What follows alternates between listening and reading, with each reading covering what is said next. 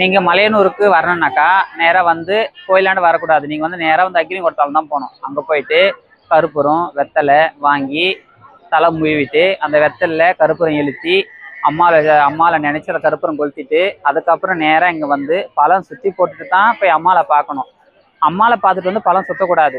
எல்லாரும் வந்து அம்மா ஊஞ்சல் ஆட சொல்ல அம்மாவுக்கு வந்து இந்த தீபார்த்தனை ஏற்றி எலுமிச்சம்பழம் தேங்காயில் தீபார்த்தனை ஏற்றி அம்மாவை காட்டுங்க. உங்கள் குறைங்களை சொல்லி அழுங்க. உங்கள் குறைங்களை சொல்லுங்கள். சொன்னீங்கன்னாக்கா அந்த தீபார்த்தனை ஏற்றத்தினால அம்மா உங்களுக்கு அருள் கொடுப்பா. உங்கள் கஷ்டம் நீங்கி நீங்கள் இங்கேருந்து போக சொல்ல சந்தோஷமாக போவீங்க.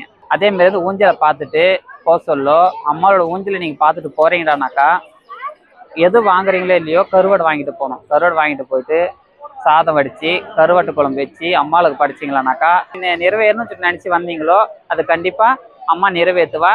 அதேமாரி அந்த அம்மாவில் வந்து கோசலை வந்து பழம் சுற்றிட்டு போகக்கூடாது. அம்மா பார்க்கறதுக்கு போகிறதுக்கு முன்னாடி தான் பழம் சுற்றணும். பார்த்துட்டு வந்து பழம் சுற்றக்கூடாது.